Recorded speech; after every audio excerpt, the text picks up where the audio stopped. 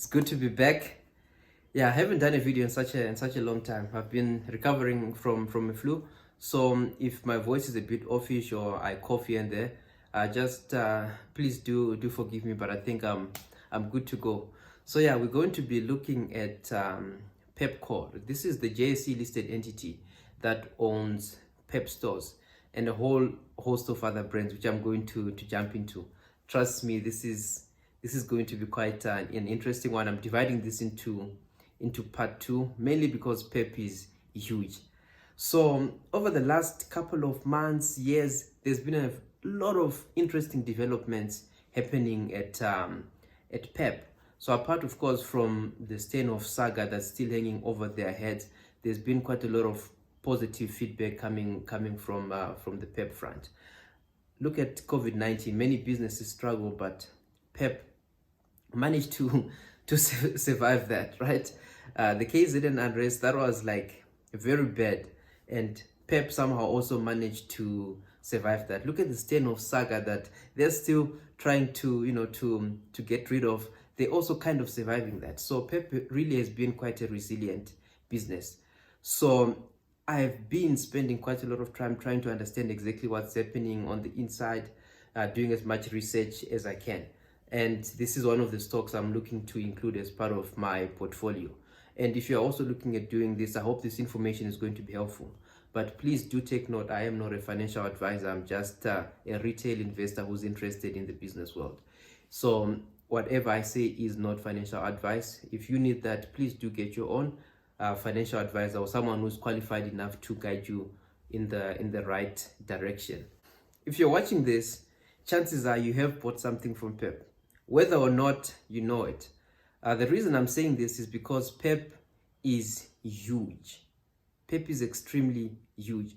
These guys are even bigger than Exaro by market capitalization. In the JSE top 40, PEP is like in the top 30 of companies. So in South Africa, they are actually the biggest non-grocery retailer, and the biggest grocery retailer being Shoprite.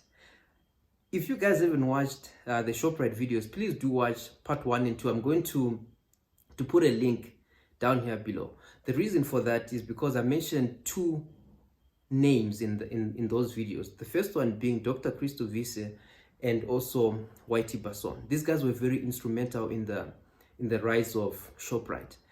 Also, if you look at PEP, you cannot ignore their importance in the growth of PEP to be where it is. Let's look at let's look at Dr. Christo Wiese for example, right?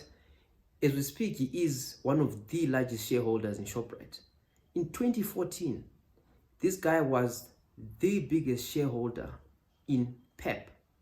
So this was just before he entered into a messy deal with Steinhoff that then eventually led to him losing a huge chunk of his wealth. But as we speak, they're fighting to come back, and he's slowly but surely coming back into PEP. So yeah, back to PEP before we get carried away. PEP is huge. At one point, these guys, they had even expanded as far as Europe, and they were quite a big player in Europe. And as we speak today, they are the biggest shareholder in a retail value store in Brazil. The reason for that expansion, they stated, was Brazil has got a population of over 200 million, and their GDP is about 1.3 trillion, which is quite huge. So they realized, no, we can be able to get a lot of value by entering into this business deal. I'm not sure also if you have noted over the past couple of months that PEP has been going through a rebranding of some sort. They've got sleek shops, they've got this new sleek design to their logo. It's got this like cleanish kind of feel to their logo, and they're even going as far as to no longer being seen as outlying shops or a store that operates in outlying areas, but they're now venturing into the more upmarket places. They now have PEP stores in Cape Town, in Tiger Valley. They also have PEP stores in Canal Walk. Also here in Pretoria, there is a PEP store in Mainland Mall, which just opened recently. So there's been a whole lot of positive things happening at PEP. One of the few places that PEP is not yet operational in is Sandton City. However, they do have an Ackermans inside Sandton City. I know you might be saying, wait, Ackermans what? Yes. But PEPKOR also owns Ackermans. And this is not the only brand that they own. There's a whole host of other brands. So how this is actually done, they've divided this into 4 main divisions. So how I'm going to approach them, I'm going to be approaching them from the perspective of the ones that contribute the most to the profit bottom line. At the very top, we've got the clothing and general merchandise. So this is where you've got PEP and the likes. And then after that, you've got the fintech. PEP is into financial technology. After financial technology, this is where you've got the household appliances and furniture. And then directly below that, you've got now the building materials. So I'm just going to go a bit deeper into that. The first one I mentioned is the clothing and general merchandise. So this is the one segment that contributes the most to the revenue of PEP. So they've got PEP stores, the ones that we know all over the country, talking of about 4.5 shops, which is quite a huge range of shops, right? Not only PEP stores, I mentioned Ackermans earlier on. They've got Ackermans. They own Refinery 2, which is also in the clothing space. And then also when it comes to the shoe space, they own Shoe City. They also own Take It Town.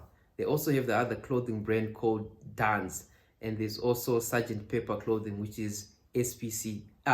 It's S.P.C.C, yeah, Sgt. Pepper Clothing Company. So they've got a whole host of retail brands that they can be able to generate a whole lot of profit from, right? So this is just looking at the clothing and general merchandise, right? Let's put that aside. And don't forget, we're still talking about PEP here. The next division becomes the financial technology division. And this is the second biggest contributor to their profitability. One thing I like especially about this, right? It's easily scalable. Not only in South Africa, but they can be able to expand this or even have it as a separate company operating globally. Maybe they might be planning on doing that. That's why I'm looking at having a long-term look at PEP. So here they've got two main companies. The first one being Flash. What they're trying to do with Flash here is to formalize the informal trading sector. So what they actually have is an army of over 200,000 informal Flash traders. So they've got these Flash devices that they use. They can be able to sell airtime in remote or rural areas. They can be able to make their customers pay for electricity. They can buy vouchers. They can also pay their DSTV subscriptions. So this is a huge potential, especially in those areas that haven't been digitized yet. I really do like what they're doing here. The second part is capfin loans. This is the unsecured loan market. So PEP is venturing into that. They already do have a huge client base that they can be able to leverage from. So they are offering them affordable loans that can be paid within like 12 months if possible. And they can even re-loan clients that do pay up on time. So this is also a very interesting venture that PEP is looking to. And it's been growing rapidly. No wonder it happens to be the second biggest contributor to their profitability. Immediately after that, they've got the household furniture and appliances. Don't forget, we're still talking about PEPKOR here. They own a company called the JD Group, and that's divided into 2 segments, right? We've got JD Home, and then we've got JD Tech.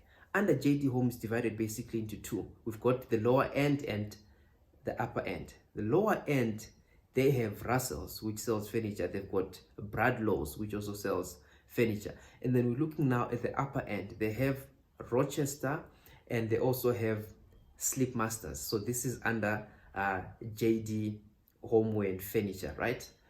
Then there's JD Tech. This is still owned by PEPKOR. Don't forget this.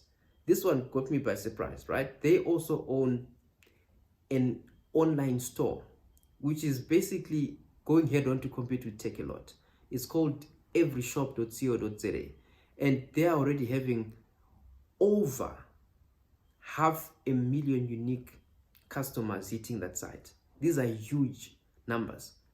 They also own Incredible Connection. Yes, in technology. They're also the owner there, Incredible Connection. After Incredible Connection, they are also invested in Hi-Fi Corporation. So they also own Hi-Fi Corporation. That's how diverse PEP is. And last, and of course the least contributor to the profitability, is the building segment. So they also have building material related stuff, which I was actually quite surprised when I came across this.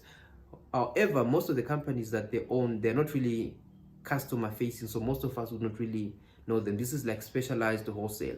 However, there's one called BUCO, which is the building company. This is one of the few that I have seen. Among those, they also have Toria, and they also have brands for Africa. So PEPKOR is quite huge, and they're extremely diversified, and their business model really has been rock solid over the past couple of years, couple of months, seeing exactly what they've gone through, right? So yeah, I don't want to take too much time. This business is extremely huge. I can't condense all the information in like 10 minutes. So for part one of this video, this is where I'm going to end it, and then I'm going to spend more time, and then we're going to have a part two of PEPKOR. So yeah, I hope you do also take your own time and spend some time, do further research, and see if this is something you might be interested in. Guys, that's this is capitalism, you know. Let's see how we can also benefit from it. It's no use sitting down and complaining. If you do have the means and you're fortunate enough to do have extra spare cash that you have aside, do put that to good use. However, it's up to you what you do with your money. As for you spending your time to watch this, I really want to say thank you. Thank you so much, and I really do appreciate your support. I hope you have a blessed week and a great week ahead. Enjoy. Thank you.